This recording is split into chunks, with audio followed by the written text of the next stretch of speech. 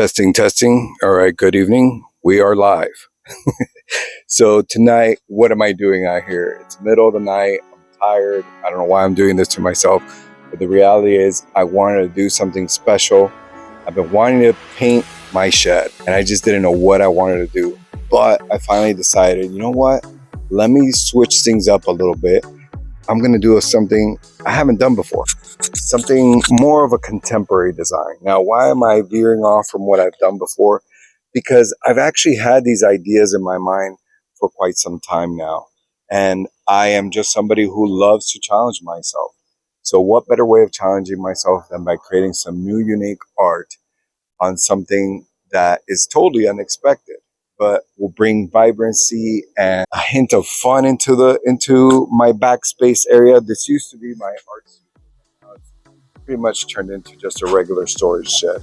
So without further ado, this is the design that I came up with. Now, as you see, the window is getting covered. This design pulls in from my background heritage of the Panamanian side of me and seeing the Indians when I was growing up, walking around.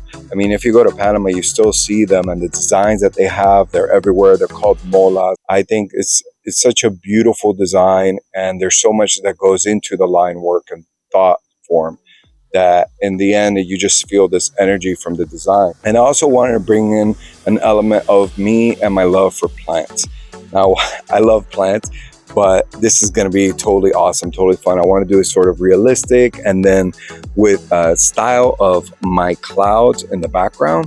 So I think it's just going to be pulled all in together. This is my first time doing this. Wish me luck.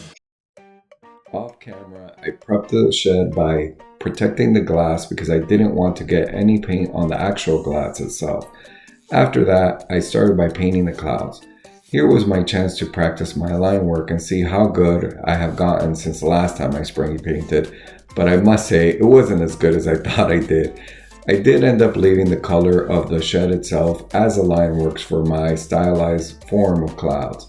And then I started painting the blue. The blue was looking good, but then I started doing all the line work. And that's when I quickly realized, wait a minute, my lines aren't as straight as I expect them to be. So I'm gonna have to come back and do this all over again.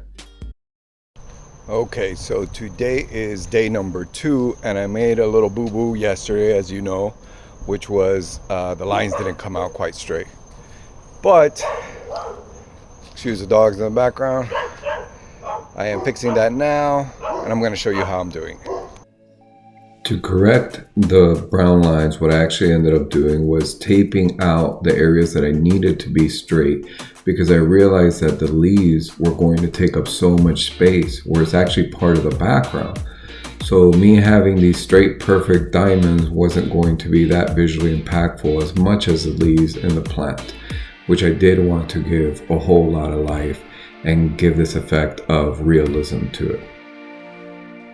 I used 4 different types of greens to get this realistic effect on these leaves. I actually love the way they came out. It looks so cool, very 3D-ish, especially with that pink window, which I did some little like architectural wave designs fading up into the background. I think it looks very cool how it kind of just pops out at you, almost like a 3D piece. So the very next day, which I did end up overflowing to, I came back and I started taping everything out. Now the reason I did this was because I wanted to treat this mural as if I was doing it for a client. Just because it was in my backyard, I didn't want it to be a messy piece. This shed had a lot of ridges, as you see on the panels, and that would cause a lot of overspray, and it didn't help me in getting really nice straight lines.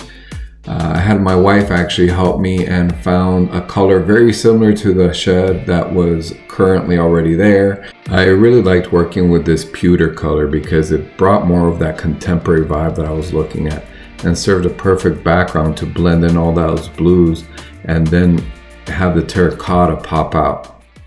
And I'm very happy at the way everything looks. I already see one touch up I have to do up there. That's okay. Enough talking. Let's get down to it. Let's just take off all this tape. I'm scared as can be. So some of this color, I know I have to touch up anyway. I'm not gonna beat myself up too much over it. And I think so far we are doing very, very well. You always, when you do a mural, you always have to step back and see the whole project from afar, because what you may notice here up close, when you really get to it in the distance, you don't really notice it. But a little quick touch up, and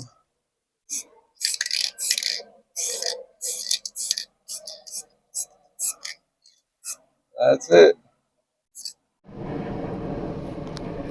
And here is the final product. Thanks for joining me on this mural journey. It's always amazing to share this creative process.